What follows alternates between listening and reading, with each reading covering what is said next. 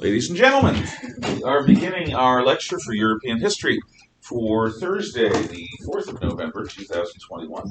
People should have their notepads out, their electronics away, as per usual. The reason that this screen is down is that we had an ancient history student choose to do a case study presentation.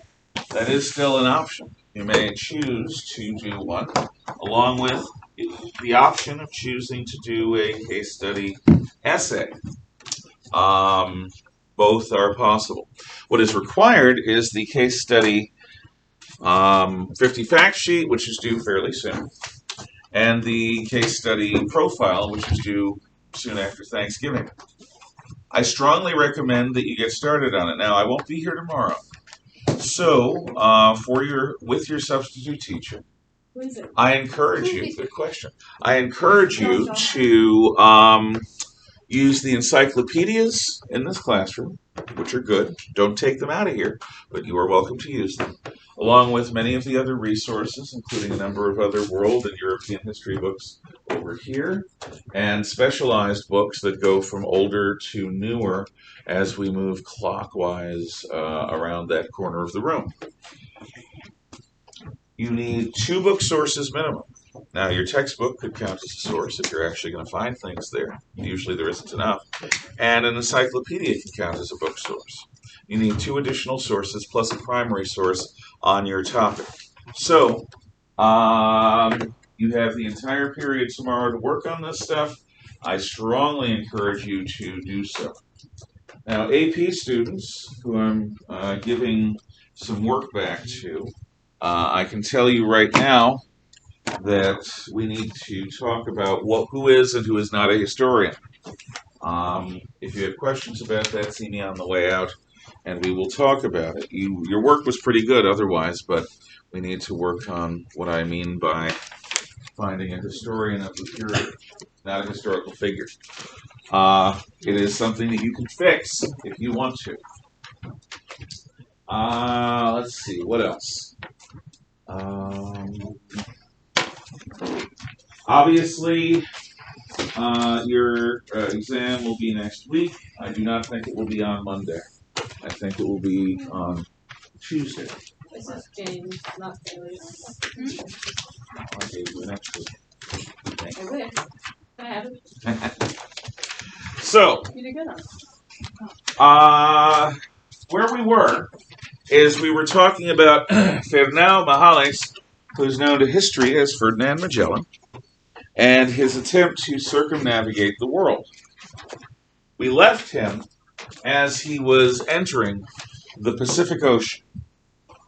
He had passed along the South American coast, the Patagonian coast, and he had found a strait, a narrow band of water between the continent of South America and the island of Tierra del Fuego, which allowed him to pass from the Atlantic to Pacific without going through the treacherous Cape Horn, which is the worst, most dangerous seaway on the planet.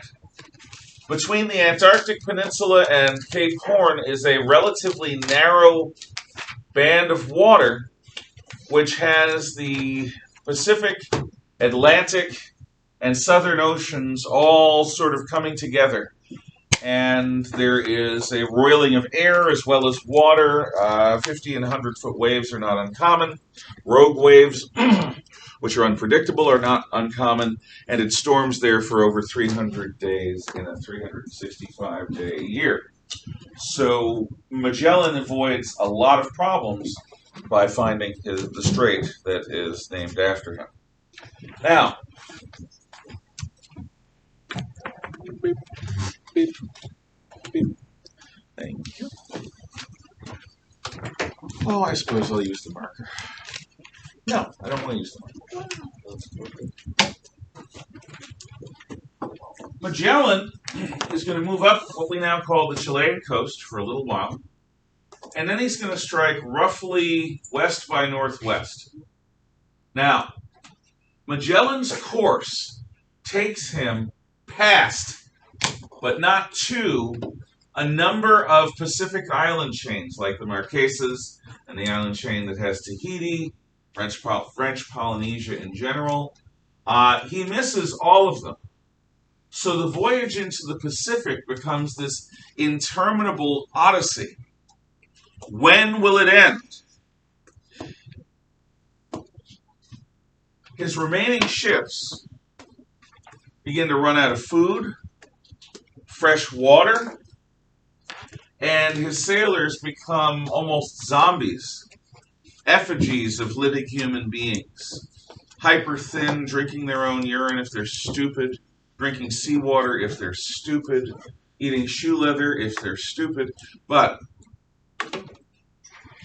starving people are often stupid because they're starving. Eventually, Magellan does find some island people, luckily not Fiji, which would have resulted in his crew being eaten because they were in such a weakened state. He arrives on a fairly peaceful island without hostile natives, and his men are able to reprovision with food and with water, and they begin to recover their strength. Now, he left Cadiz, Spain, with 5 ships, a couple thousand men. By this point, we're down to a couple of ships and significantly fewer men. The journey around South America has taken its toll and across the Pacific. Then he moves westward to the central Philippines. In the central Philippines, he finds an island chain filled with a variety of people. Now, he has not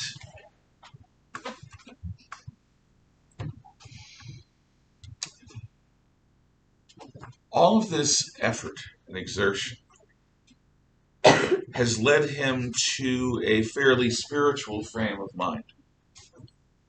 And when he arrives in the Philippines, Magellan stops. He stays with the tribes that welcome him.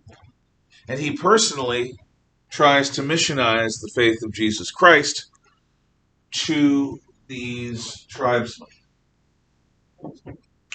Things go wrong, and he's killed. His men have to flee the Philippines. So Magellan is dead. His executive officer, Del Cano, is going to continue the journey. So why is Ferdinand Magellan, and by the way, his servant, considered to be the first circumnavigator? Because the Philippines are here. Ternate, where he was as a young man, is farther east. When he arrived in the Philippines, he had circumnavigated the globe. He and the servant that he took from Ternate. So even though he dies here, he has still circumnavigated. Del Cano and his crew continue their journey, passing through the Malay Barrier and secretly through the Indian Ocean with the intent of reprovisioning on isolated coasts and shoals and islands and avoiding the Portuguese navy. One ship makes it back to Cadiz with a fairly small number of men. Del Cano is hailed a hero. He and the survivors have also circumnavigated, which is a pretty rare thing. And it will be about 50 years until someone else circumnavigates. And that will be an Englishman named Sir Francis Drake. Why? Because it's much easier to go around Africa, across the Indian Ocean, into the Pacific, and then arrive on the west coast of the Americas than it is to go through Cape Horn or to find the Strait of Magellan. And even if you go to the West Coast, that doesn't mean you're going to come back a different way. So people begin to avoid the Strait of the area of Cape Horn because they realize what kind of seaway it is. Still, Ferdinand Magellan circumnavigates. Now, Magellan's circumnavigation really is the end of the glorious age of discovery, began by Bartolomeo Diaz when he goes around the Cape of Good Hope. Diaz da Gama, who goes to India, Columbus, who discovers America for all intents and purposes in terms of changing the world, and Magellan, all comprise the age of discovery. At well, they all do. Oh. Eventually. Oh, no way. Now, you might wonder why we're not called Colombians. After all, Columbus discovers the Americas for Europe, changes the history of the world in doing so. But Columbus persisted in his belief that he had discovered the East Indies, which is why the Arawaks are called Indians, and why people today, still refer to Native Americans as Indians. It is a result of Columbus's error. So who is Amerigo Vespucci? And what does he contribute? Well, Vespucci is a map maker and an explorer. And you should write his name down. Amerigo, A-M-E-R-I-G-O. Like Amerigo. Good. You're welcome. A-M-E-R-I-G-O. Amerigo Vespucci. V-E-S-P-U-C-C-I. Amerigo Vespucci. He's a bit of an explorer himself. He's also a cartographer and a map maker. Vespucci makes the claim, after seeing the New World, that it is, in fact, Terra Nova, a new world, not Asia, that it's different, that it's something else. So Vespucci, because he is the first map maker to recognize that this is genuinely Terra Nova and put his reputation on the line, stating that claim, gets to name the new land. Now, most human beings, possessed of humility, would at least recognize Columbus's contribution. And since there are two full continents at stake, name one of the continents after Columbus, Columbia, and if he really wanted to, name the other continent after himself, Vespuccia. Obviously, it's America. But no! Vespucci has apparently a dual continent-sized ego. Not only is he the only man in history for whom a continent is named, he is the only man in history for whom two continents are named. North America, South America. Amerigo, Amerigo, you have a massive ego. And so we are Americans. We are in the United States of America. Honestly, I wish that he had named one for himself and the other for Columbus. I wish we were Columbia. Well, there are Colombians. There is a nation of Colombia in South America. We took Panama from them to build a canal. That's back in around the year 1900. And Colombia does have claims to fame. It's a land where great coffee is grown and lots of cocaine. Cocaine? Yeah, the high Andes Mountains. Cocaine Really? coffee. Yes, Like really. That's like The drug lords, they're called narcotraficantes. They are drug lords of Colombia, and various Colombian cartels run the cocaine trade in North and South It's America. in America. In any event, so that's how we get America.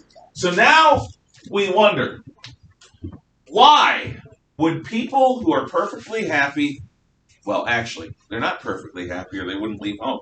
Why are people from Europe who have the option of pursuing relatively safe lives in Europe, relatively peaceful lives in Europe, lives at least where they're not going off into the great beyond wilderness, why would they leave their safety, relative safety, their homes, their peace, relative peace? Why would they go over the horizon and seek out danger? Well, there are 3G reasons. 3G reasons. And being Mr. G, I will stress the G nature of these G reasons. Obviously, God is the first reason. Christianity is an evangelical faith. Christ's great commission is make the other believers. In other words, go out and spread the faith. Like Islam, it is an evangelical and a missionary faith.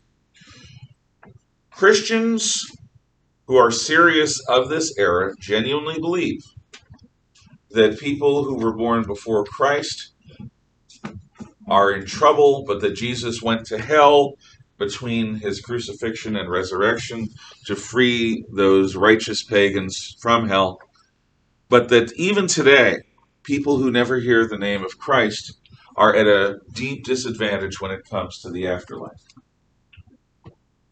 Can you be saved if Christ is Lord, if the Christian idea of God is true, if you never have heard it? So, when Terra Nova is discovered, when the Americas are discovered to be virgin territory filled with savages and opportunities, those people in Spain and Portugal and the Roman Catholic Church see a great responsibility to spread the faith, to get the natives to stop eating one another to the extent that there were cannibals, to get the natives to stop treating one another badly to the extent they did, to bring in Christian values. Now today, 21st century people may question all of this because early 21st century people who are fashionable decry colonialism and colonizers and settlers and all this other stuff as if the world would have been a better place had Europeans never left Europe. I don't believe that in any way, shape, or form, but a lot of people who've benefited from Europeans taking over the Americas, they bemoan it, they bewail it. Oh, we're so bad, we stole the land. Like every other group of human beings who was stronger than another group of human beings, yeah, we stole the land. It happened. What's unusual is we feel guilty about it. At least some of us do. I don't. I didn't do it. I benefit from it. I think the world is a better place for the United States of America. But the missionary urge, the desire to spread the word of God, is a real motive. It is not a fake. It is not a pretense. It's not somebody like on a televangelical show going, what God wants you to do is send me all your money. It's not that. It is a genuine, real urge to spread salvation. And some people are motivated by things like that. Other people want to get rich. And so gold is a big deal. And I don't mean figurative gold. I mean gold. Europe has had a fairly stable gold and silver supply since the time of Gaius Marius in the Roman Republic. Marius is the last man to profit from new gold discoveries, and he becomes the richest man in the Roman world, and eventually the first dictator who takes, or first consul for life, and he begins the destabilization of the Roman Republic. Gaius Marius was around about 100 years before Christ. So now, with the discovery of the Americas, and with the ability to reach out to Asia, suddenly new gold is coming in. And if you discover the gold, it's yours. So God is the first motive. Gold is the third motive. What's the second? Well, Fiona was just asking about death. Yes. The thing about death is it happens to all of us. The question is, what do people remember about what we did with our lives? Now, some people will be remembered with infamy because they did horrible, terrible things with their lives. Some people, most people, won't be remembered at all except by the folk who knew them personally. Well, no, it's, everything matters, everyone matters. Every person is beloved of God, if you believe in that sort of thing. But, what about those who want to be like Odysseus, or Alexander the Great, or Caesar? What about those people who want their name remembered? What about those people who persist in the Greek and Roman notion that so long as people say your name with remembrance, that your soul won't fade away? Glory is something that our society looks down on. Posh, glory. Oh, you're so immature. You should try to save puppies and help the poor and work in a soup kitchen. No, not seek glory. You must be a warmonger if you seek glory. But understand, glory is for heroes. And heroes are people who are especially brave and who do especially important things with their bravery. We wouldn't exist without heroes. Next Thursday, we're going to celebrate on Veterans Day everyday heroes who put on the uniform and fought for our country. That is worth remembering. So there are people who grow up and they say, I don't want this life of obscurity. I'd rather have a short, bright existence that crosses the heavens like a shooting star than just exist in sort of mediocrity. Glory is a call to a form of excellence. Now, they see glory as conquest, as warfare, heroism. And that's true. That is, for many societies, what glory entails. If we're all going to die anyway, if life is a death sentence, then live boldly. If you've already fallen off the skyscraper, you might as well try to fly. You've got nothing to lose. We, on this world, can either play it safe or we can do something interesting and exciting. I'm not telling people to be foolhardy. I'm not saying drive at 150 miles an hour on dirt roads in the countryside. Why not? Because you'll die. It's so much fun though. Stupidly and needlessly die.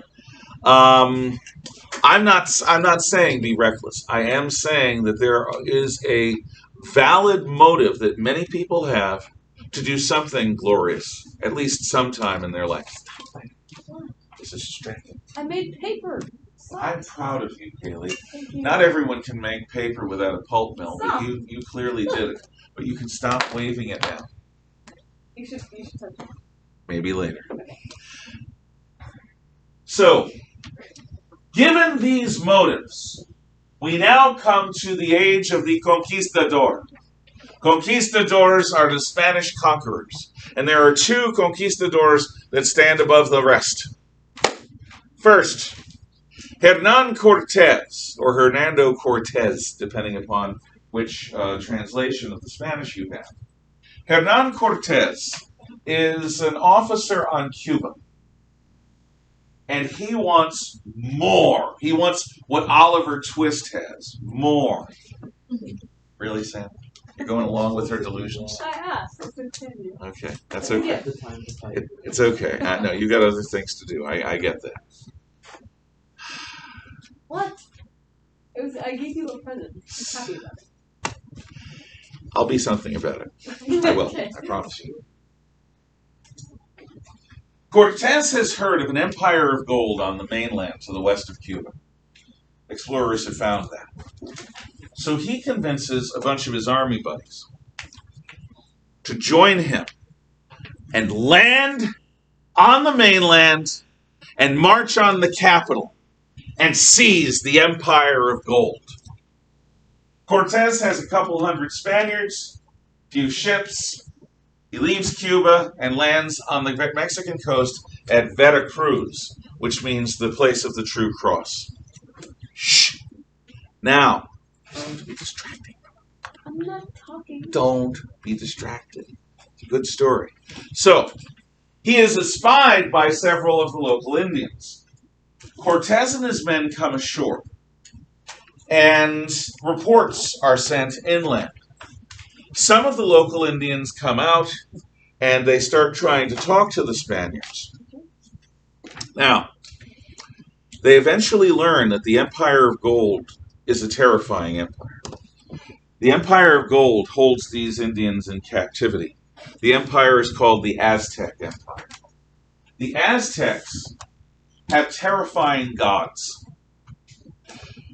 The Aztecs believe that their gods need material from us. In order for the universe to continue to exist, the gods must have from us living hearts thrown onto the sacrificial fires. Lots of them. Living hearts thrown onto the sacrificial fires. So, when the Aztecs conquered the area of central Mexico from coast to coast, all of their captive peoples recognized, first of all, the strength of the Jaguar Warrior. A Jaguar Warrior is a tough and rough Aztec who uses a quartz-spiked wooden club as their weapon. Now, you might not think that that's very exciting, but if you hit somebody with a quartz-spiked wooden club, the quartz goes in, grabs a hold of the flesh, and you literally yank out chunks of flesh. They also can run and jump and fight, and they're brutal. The only way to stop them is to surrender or beat them, and nobody has beat them so far. But when you surrender to the Aztecs, a couple times a year, the choosers will come. And they will choose what seem to be physically perfect young men and young women. This happened in the story of Theseus and the Minotaur also, from ancient Greek times. These young men and women would be taken to Tenochtitlan, the capital of the Aztecs, built on man-made islands in the center of a lake, like Lake Texcoco, which has since been drained and become Mexico City. At Tenochtitlan, they wait for the High Holy Days. On certain Aztec High Holy Days, from sunrise to sunset, an endless stream, apparently, of sacrificial victims are taken up the step pyramids. They are held down on the blood altars, and the priest, with a very sharp knife, zip-zop, cuts their heart out, rips it out of their chest, and throws it onto the fire to keep time going.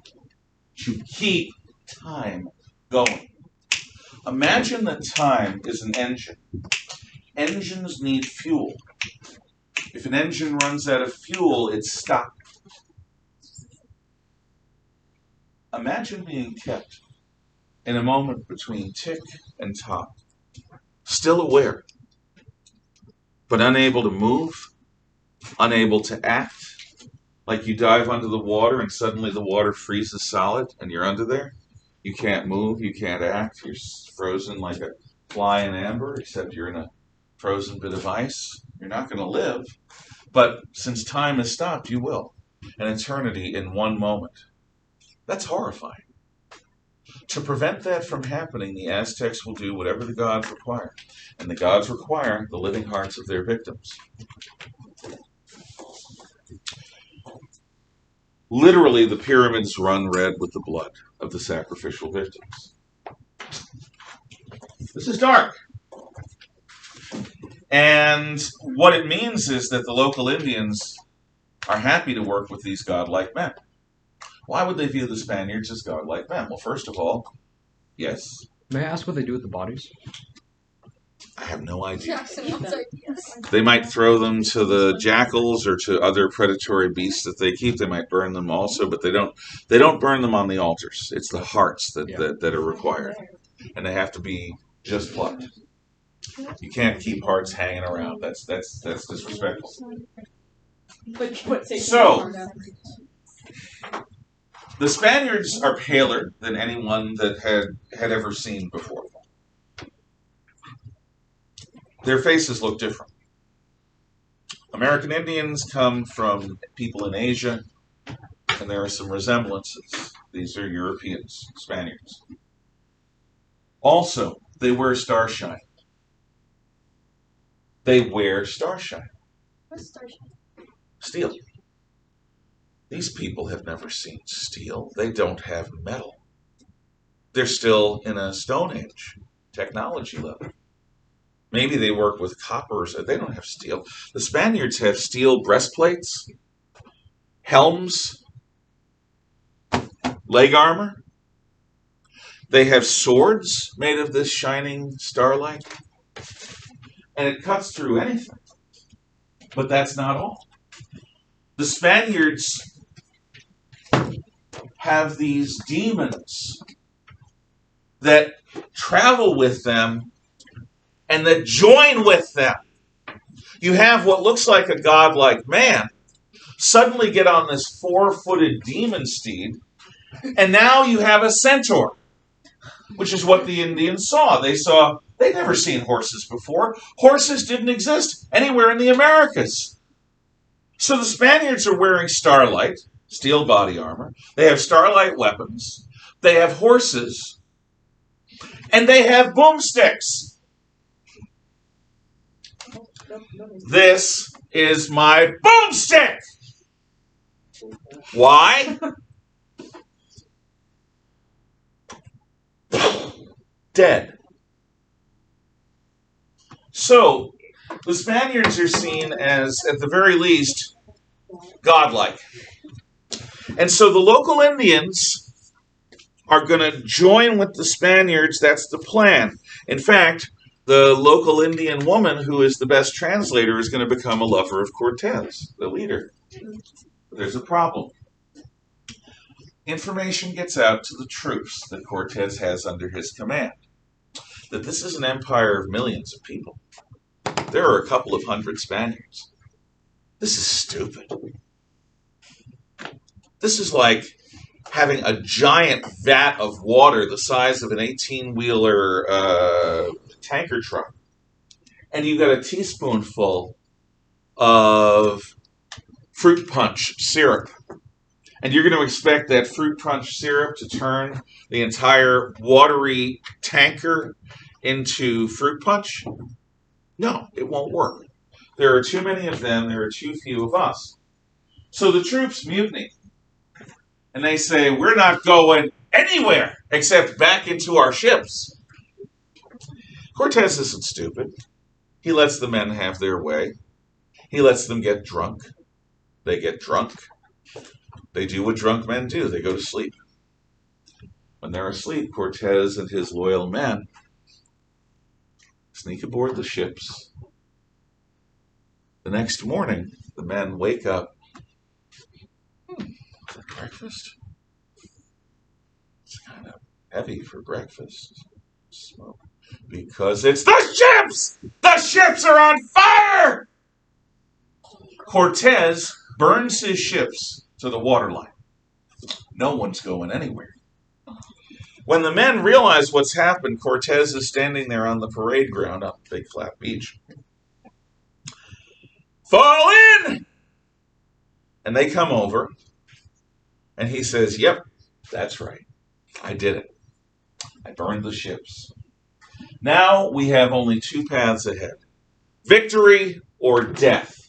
Now, if you want to kill me, fine.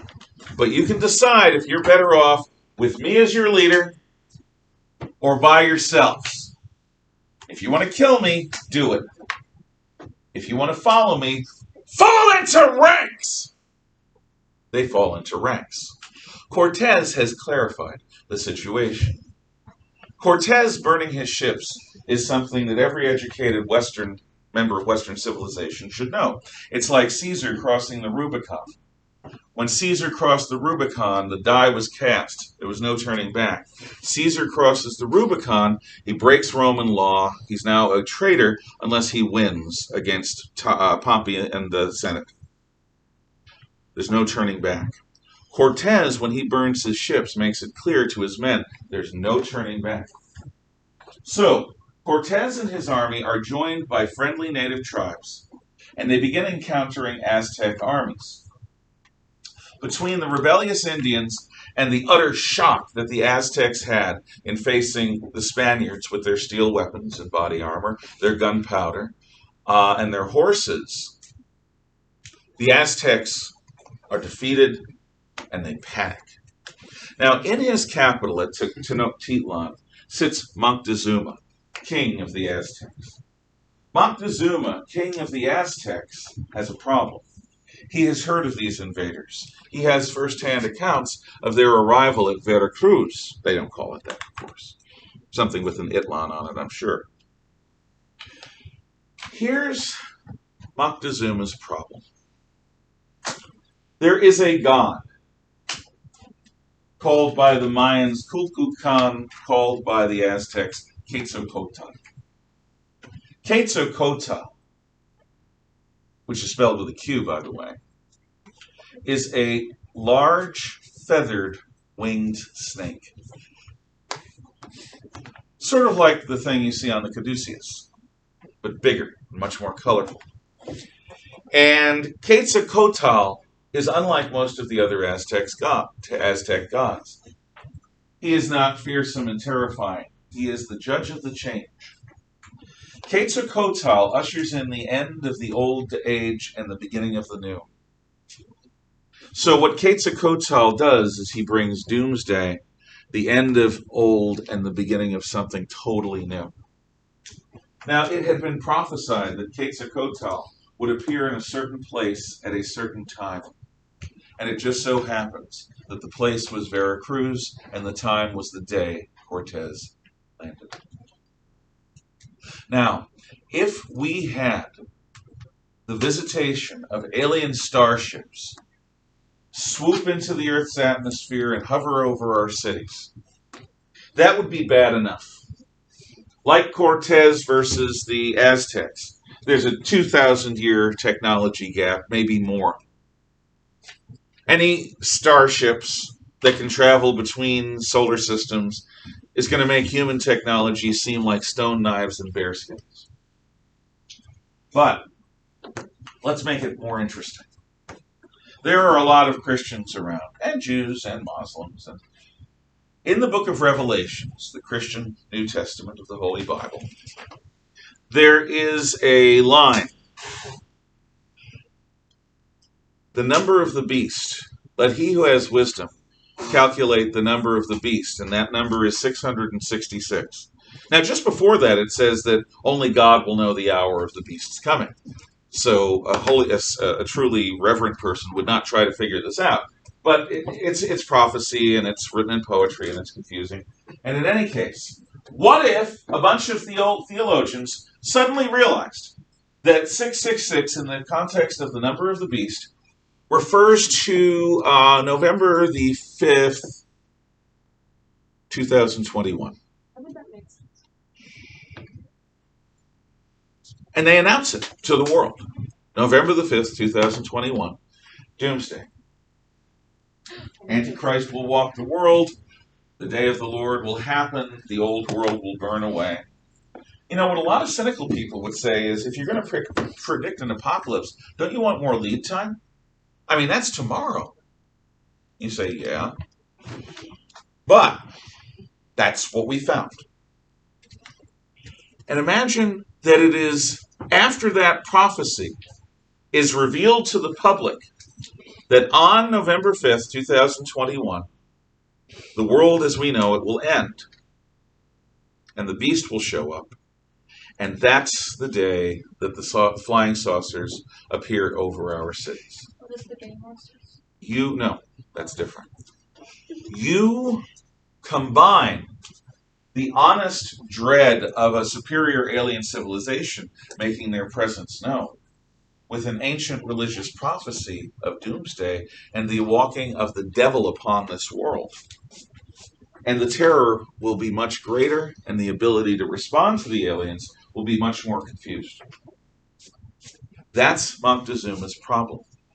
His priests look at Cortez as the embodiment of Katesakota. So after a couple of armies are defeated, Moctezuma invites Cortez to Tenochtitlan. He sends an escort. Cortez agrees, and he brings his army to where the Aztec king is. They march through this beautiful city of canals and man-made islands, and pyramids. Very exotic. And to make a long story short, there's a riot. Cortez's men are seen by the Aztecs now to be men, not gods. And Cortez and his men have to run for their life. But they capture Moctezuma. So now they have the Aztec Emperor. And with Moctezuma, Cortez becomes the ruler of a Spanish Aztec Empire. He is rich and powerful for the rest of his life. And all it took was the guts to walk into an empire of millions and brass it out and take over. Questions or thoughts about Hernan Cortez?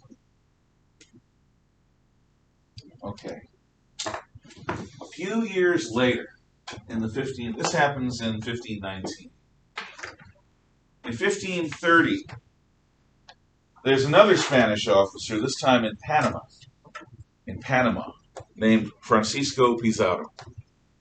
Francisco Pizarro hears about an empire to the south in the high Andes Mountains called the Inca. They're a bunch of sun worshippers. And Pizarro thinks, if Cortez can do it, I can do it. So Pizarro and a fairly small Spanish force, again, a couple hundred men, land in what is today Ecuador, which is on the northern fringe of the Inca Empire. Pizarro marches south into the empire and discovers roads that are as good as any Roman road. But these roads go through some of the tallest and most rugged mountains in the world. He begins to discover towns and villages built on the side of hills, where you have a hill this steep. And there's a picture over there of an Inca village. And you can see that to make the hillside farmland, they terrace it. So you've got terraced farms and terraced homes, and everything is flattened, turned into steps, so that you can farm the flat portions. Now the Incas do not respond until a messenger arrives from the Inca, a young man named Atahualpa, who is considered to be God. Much like the Egyptian pharaoh is considered to be God, Atahualpa is considered to be the personification of the sun god. And the sun god is the chief god of the Inca pantheon. Atahualpa wishes to meet this Pizarro. He proposes that they meet in a village about 2 days ahead of where Pizarro is, and that Pizarro only bring a small bodyguard, and the Inca, Atahualpa, will also bring a small bodyguard. Pizarro agrees. And once the king's messengers leave, he gets his army, and they quick march through the days and nights and arrive in the village in the night before the meeting next day. Pizarro hides his men in this village, this empty village. He doesn't obey the agreement. He has his army with him, but they're hidden. The next morning, Atahualpa shows up in the village and is surrounded by Spanish troops and is captured. The Spaniard Pizarro has captured the Incans' living god. Now the Incans come to Pizarro begging for their god back. And Pizarro, who doesn't want to give him back, because this is the key to running things, says, fine, give me a room full of silver and a room full of gold, and I'll give you your god back. And they say, okay. And within a year, they provide that room filled to the top with silver, that room filled to the top with gold, because in the Inca Empire there is an actual mountain of gold. Now can we have our God back? No. We're keeping him.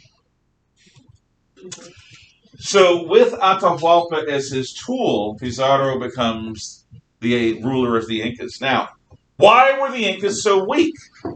Actually, they're an empire at least as strong as the Aztecs. Well, here's why. Europeans had diseases that no Indian had any immunities to. Indians, even in civilized cases, lived in fairly dispersed communities separated by wide distances. So diseases don't have the filth that they have in Europe to thrive in, nor do they have the crowding that they have to thrive in Europe. European cities are rat-infested, flea-infested piss holes. So people with immunities against all the European bugs come to the Americas, and without intending to, suddenly between half and 2/3 of the population of the Americas dies. Now this happens to the Incas. The Incas lose half their people just before Pizarro arrives. But that's not all. The old Inca, a middle-aged man, dies of this plague. There are two brothers, Atahualpa and his brother. They decide that they each want to be the Inti, or the Inca. So they fight a civil war. You're in a country plague-ridden, amidst cities and villages and towns that have almost nobody left, and you're fighting a civil war with your brother. Atahualpa had just beaten his brother in the civil war. And at that moment, Pizarro shows up. So Pizarro is lucky, but he's also arrogant. And he does the one thing after becoming the ruler of the Inca Empire that you should never do. He cheats his own men. He's going to pay his men what they had agreed, but he's not going to split the wealth. He's not going to share the wealth with his soldiers, the men who made his victory possible. So, a cabal amongst Pizarro's officers arranges for Pizarro to be ambushed on an open road and killed. Don't. If you're ever a dictator, remember this. If you're ever a dictator, don't anger your own men, because they'll kill you. It happened, bless you, to Gaius Caligula in Rome, and it happened to Francisco Pizarro. So Pizarro in 1532 conquers the Incas. We have one more lecture. That lecture will be Monday, and your exam, I expect, will be Tuesday. You also, on Monday, the 8th, have Chapter Survey 19 due. And then the following Monday, 2 weeks, you've got the case study. So use tomorrow well. Any questions, comments, or thoughts? Can I take a camera? Yes, you can go. You just mean the 50 fact sheet? The 50 fact sheet. The actual case studies do after they There, right, the profile. Thank you.